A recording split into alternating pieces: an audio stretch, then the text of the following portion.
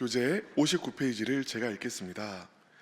22장에서는 엘리바스의 3차 변론이 이어집니다. 엘리바스는 욥의 고난은 욥의 죄악 때문임을 명시하며 욥의 범죄로 추정되는 구체적인 사례들을 제시합니다. 엘리바스는 욥의 없는 죄까지 만들어내며 욥의 고난을 그의 악행의 결과로 다시 못 박습니다. 또한 욥을 전지전능하신 하나님을 모독하는 자로, 악행을 고수하는 자로 규정합니다. 동시에 욥에게 하나님과 화목하고 평안하여 복을 얻으라고 말하며 회개를 촉구합니다.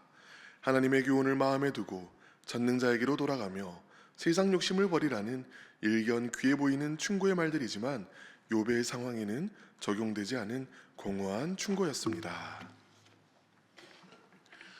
여러분, 여러 차례 여러분들께 말씀드린 것처럼요, 욥기에는 욥을 향한 엘리바스, 빌닷, 소발의 정죄와 그에 대한 욥의 자기 변론이 세 차례 반복됩니다. 어제 소발의 말에 대한 욥의 답변을 끝으로 2라운드가 종료되었고요. 이제 오늘부터는 다시 엘리바스의 말을 시작으로 3라운드가 시작됩니다. 오늘 본문인 특별히 22장은 엘리바스의 마지막 변론이 되는 셈이지요. 2절 함께 읽어보도록 하겠습니다. 사람이 어찌 하나님께 유익하게 하겠느냐? 지혜로운 자도 자기에게 유익할 따름이니라. 엘리바스가 지금 하고 있는 말이 무슨 말일까요? 사람이 어찌 하나님께 유익하게 하겠느냐? 간단하게 말하면 사람은 하나님께 도움될 것이 없다라는 말입니다. 하나님은 온 세상의 소유주이십니다. 가진 것이, 우리가 어떤 것을 가진더라도 다 하나님의 것인데 어떻게 우리가 하나님의 것을 유익하게 할 수 있겠느냐? 바로 이것이 엘리바스의 말이지요. 우리가 하나님께 유익하게 할 수 없으며 하나님께서 우리를 위하여 움직이실 것도 없다라는 말입니다. 이 생각이 더욱더 발전하게 되는데요, 바로 3절 읽어보도록 하겠습니다.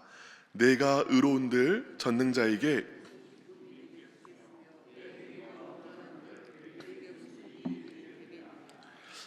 이어서 엘리바스는 욥의 삶이 하나님과는 전혀 무관한 것처럼 이야기합니다. 하나님께서는 하늘 높고 높은 곳에 사시고 욥은 땅에 살고 있기 때문에 땅 위에 있는 욥의 삶이 어떠하든지 하나님께서 기뻐하실 일은 없다라는 것이죠. 엘리바스는 사실 오직 하나님을 높이고자 하는 마음으로, 크신 하나님을 더욱 높이고자 하는 마음으로 이 이야기를 했습니다. 하나님의 주권과 절대성을 높이겠다라는 것이죠. 그런데 여러분, 이 엘리바스의 이 말들이 다 맞는 말일까요? 하나님은 지극히 크시고 지극히 높으시기에 우리를 신경 쓰지 않는 분이실까요? 결론은 그렇지가 않다라는 말입니다. 그 크신 하나님께서, 초월의 하나님께서 우리를 신경 쓰십니다. 우리의 아픔에 귀 기울이십니다. 죄에 빠진 우리의 길을 참아보지 못하십니다. 이 사실을 어떻게 알 수 있을까요? 성경을 통해 알 수 있습니다. 인간이요, 하나님을 아는 데에는 두 가지 방법이 있습니다. 신학적으로는 이를 각각 자연 계시와 일반 계시라고 이야기합니다. 더 쉽게 말하면 자연과 성경으로 하나님을 알 수 있다라는 말이지요.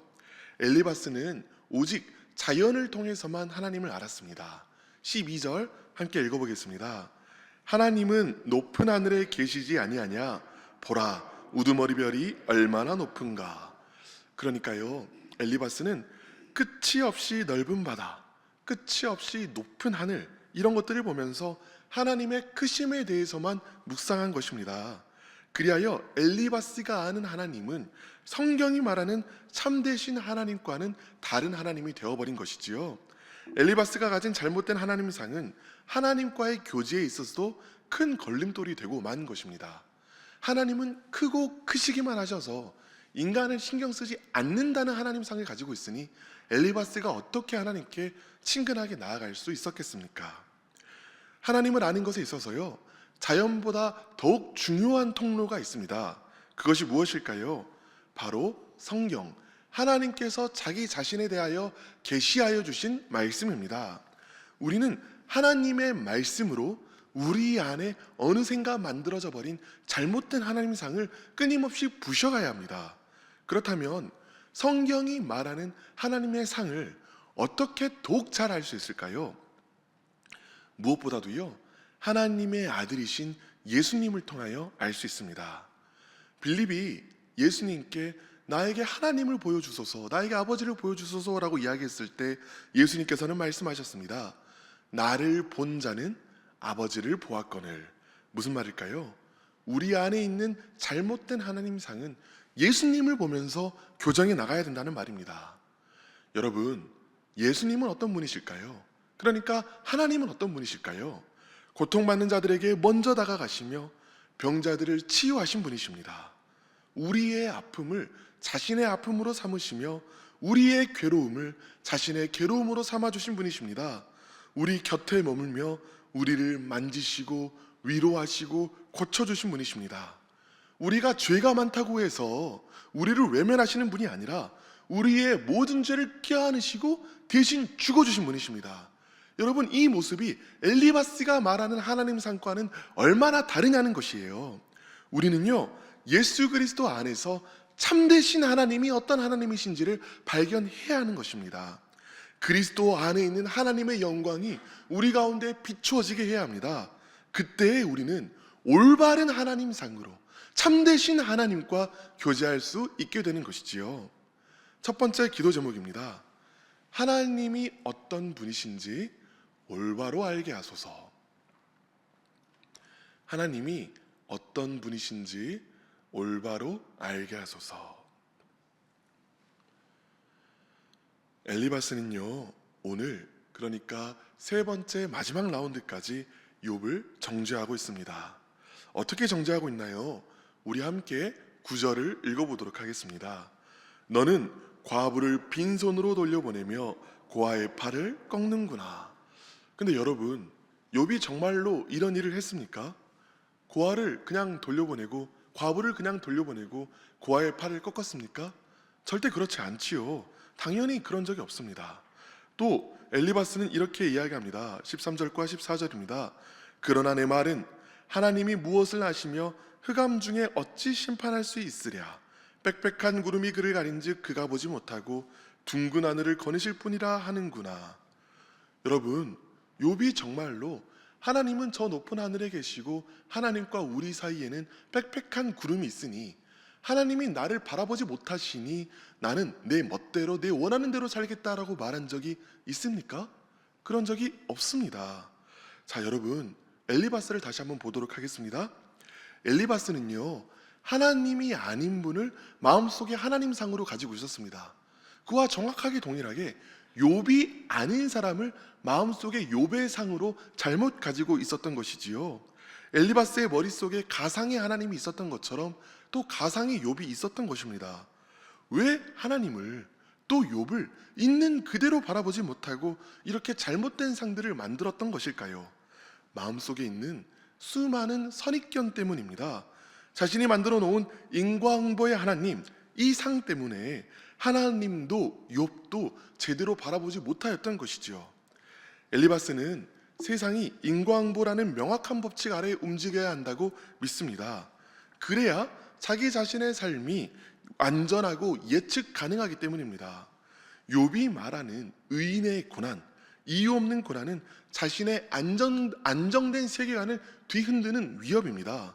따라서 엘리바스는요, 자신의 불안을 잠재우기 위해서 욥을 억지로라도 죄인이라는 틀에 끼워 맞추려고 하는 것입니다.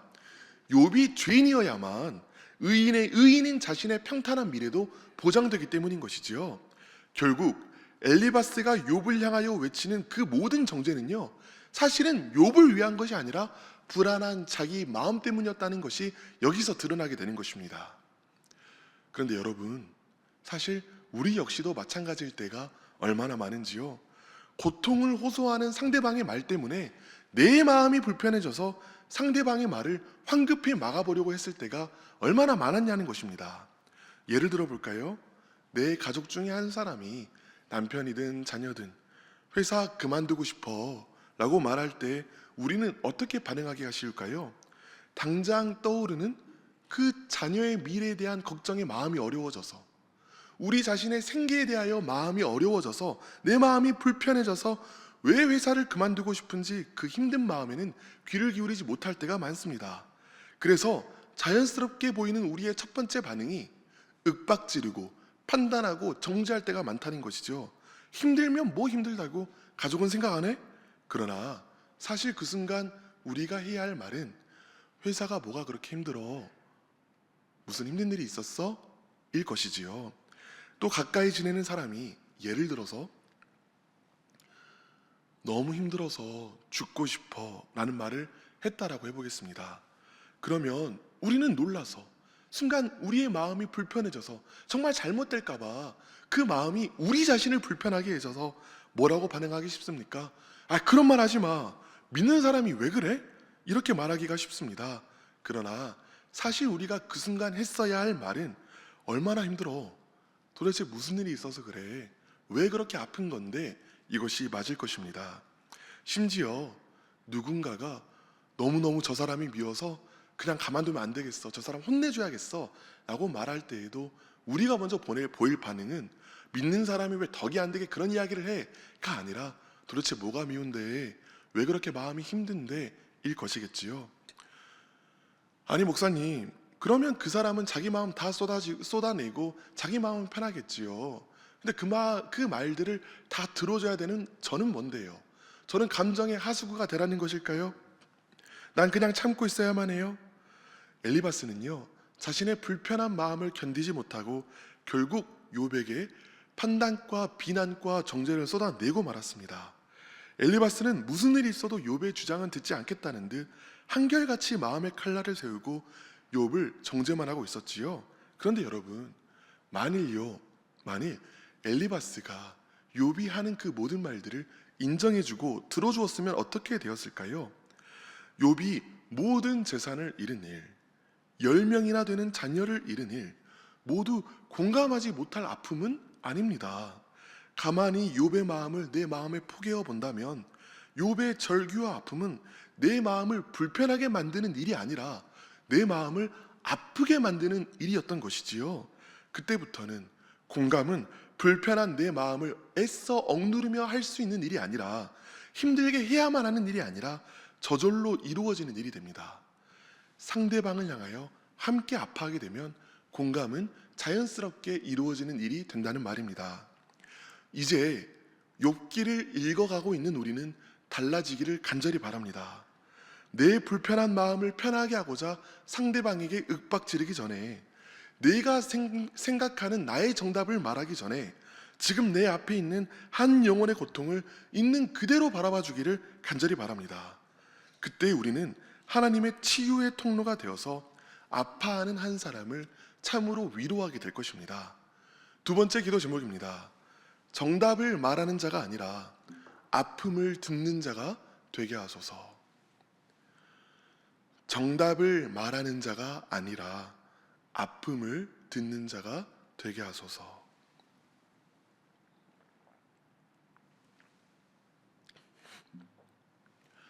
욥기 22장의 마지막 부분, 특별히 21절부터 30절까지는요 엘리바스의 마지막 권면입니다.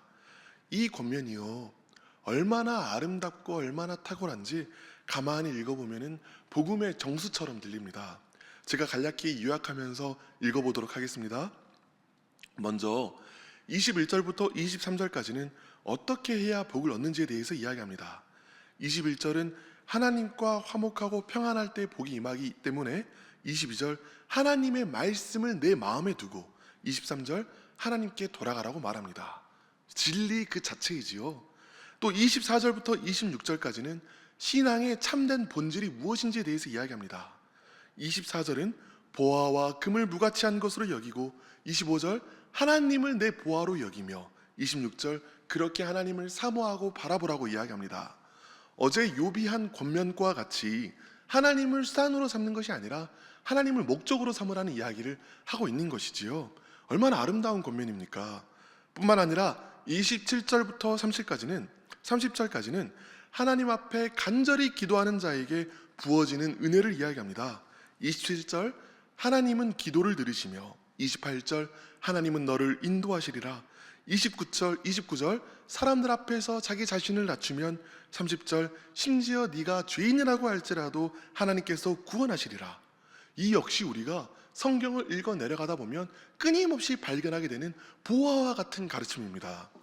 여러분, 욥기 전체의 구조를 아는 우리로서는 욥의 세 친구들, 그러니까 엘리바스, 빌닷, 소발이 마지막 하나님으로부터 꾸중받는다는 사실을 잘 알고 있습니다. 그래서 이들이 하는 말들은 다 도끼 눈을 뜨고 볼 때가 참 많지요. 그러나 방금 우리가 읽어 내려간 엘리바스의 권면을 보도록 하겠습니다. 이 권면 한 절 한 절은요, 다른 성경 말씀들을 근거로 삼을 수 있는 정말 귀한 하나님의 말씀 그 자체입니다. 그렇다면 무엇이 문제일까요? 이 사실을 제대로 알아야겠지요. 잠시 여러분, 복음서를 생각해 보도록 하겠습니다. 사탄이 예수님을 유혹할 때 무엇을 가지고 유혹하지요? 맞습니다. 하나님의 말씀을 가지고 유혹합니다. 그럼 하나님 말씀이 잘못된 것일까요? 그럴 리가 없지요. 그럴 수가 없습니다. 그럼 무엇이 문제일까요? 그 말씀이 잘못된 게 아니라요, 그 말씀을 적용하는 상황이 문제인 것입니다. 사탄은요, 하나님의 말씀을 예수님을 시험하기 위한 시험의 도구로 썼습니다. 마찬가지로 엘리바스는요, 이 귀한 하나님의 말씀을 욥을 정죄하기 위한 정죄의 도구로 썼던 것이지요. 그러므로 우리는 하나님의 말씀을 어떻게 우리 상황에 적용하는지가 너무나 중요하구나 하는 이 사실을 배우게 되는 것입니다. 어떻게 내 상황에 맞는 말씀을 알 수 있는가? 이것이 그럼 우리의 질문이 되어야겠지요. 먼저 알아야 할 것이 있습니다. 엘리바스가 말하는 하나님 말고 성경이 말하는 하나님은 어떤 하나님이시냐면요, 우리의 삶 가까이에 임하셔서 우리를 인도하시는 하나님이라는 것입니다. 그렇기 때문에요, 나를 향한 하나님의 말씀을, 나를 향한 하나님의 뜻을 찾아가는 과정은 하나님께서는 우리가 못 찾게 하려고 꼭꼭 숨기시고 그것을 우리가 기어이 찾아내고야만 하는 보물찾기와 같은 과정이 아닙니다. 그럼 무슨 과정일까요? 오히려 끊임없이 우리 삶 가운데 이야기를 들려주시는 그 하나님의 말씀에 우리 주파수를 맞춰가는 과정에 훨씬 더 가깝습니다. 그렇다면 하나님의 말씀이 내 삶과 잘 조율됐는지 어떻게 확인할 수 있을까요? 나를 어떻게 하나님의 말씀에 맞출 수 있고 그 말씀을 분별할 수 있냐는 말입니다. 중요한 판별 기준이 있는데요, 무엇이냐면 바로 평강입니다. 골로새서 3장 15절은 이렇게 이야기합니다. 그리스도의 평강이 너희의 마음을 주장하게 하라. 다시 이야기해 보겠습니다. 그리스도의 평강이 너희의 마음을 주장하게 하라. 여기서요, 주장하라고 쓰인 단어의 원어는 브라비오라고 합니다. 이는 경기의 심판이요, 규칙 위반을 판정할 때 쓰는 말입니다. 우리가 쉽게 생각해 보면 축구를 하다가 한 선수가 반칙을 하면 심판이 품을 뒤지면서 옐로 카드를 꺼내지 않습니까? 이럴 때 쓰는 단어가 바로 브라비오라는 것이지요. 그러니까 그리스도의 평강은요, 우리가 하나님의 말씀을 잘못 적용할 때 옐로 카드를 든다는 것입니다. 우리의 심판관이 되어서 하나님의 말씀을 잘 적용하고 있는지 잘못 적용하고 있는지 우리에게 알려준다라는 것이지요. 우리가 어떤 말씀을 우리 삶에 적용하려고 할 때 마음속에 알 수 없는 조급함이나 두려운 마음, 혹은 나를 향해서든 남을 향해서든 날카로운 정죄감이 올라온다면 그것은 잘못된 적용이기가 쉽습니다. 그러나 그 말씀이 나를 찌르고 나를 책망한다고 할지라도 깊은 곳에서 회개함을 통하여 주어지는, 하나님께서 위로부터 부어주시는 깊은 안정감과 평안함이 든다면 그것은 하나님의 말씀인 것이지요. 이처럼 우리는 매 순간 그리스도의 평강을 통하여 우리에게 주어진 말씀들을 분별해 나가야 하는 것입니다. 사랑하는 여러분, 마지막으로 드릴 말씀이 있습니다. 욥은 괴로운 때에 간절히 하나님을 구하고 찾아서 결국에는 하나님을 대면하였지요. 그렇다면 우리는 괴로운 상황 가운데 어떻게 해야 할까요? 우리에게는요, 하나님께서 나 자신을 드러내 보이리라 라고 말씀하신 성경이 있습니다. 우리는 하나님의 말씀을 붙잡고 하나님을 찾고 하나님을 구해야 하는 것이죠. 바로 그때 하나님께서는 이 말씀을 통해 우리를 만나 주실 것입니다. 말씀을 통하여 하나님을 만나고 마는, 말씀을 통하여 살아계신 하나님을 경험하고야 마는 우리 되기를 간절히 바랍니다. 마지막 기도 제목입니다. 내게 주신 말씀을 분별할 수 있는 지혜를 주소서. 내게 주신 말씀을 분별할 수 있는 지혜를 주소서. 이제 세 가지 기도 제목으로 기도하겠습니다. 첫 번째 기도 제목입니다. 하나님이 어떤 분이신지 올바로 알게 하소서. 두 번째 기도 제목입니다. 정답을 말하는 자가 아니라 아픔을 듣는 자가 되게 하소서. 마지막 기도 제목입니다. 내게 주신 말씀을 분별할 수 있는 지혜를 주소서. 이제 이 세 가지 기도 제목으로 함께 기도하겠습니다. 주여 믿습니다. 주여 믿습니다. 주여 믿습니다.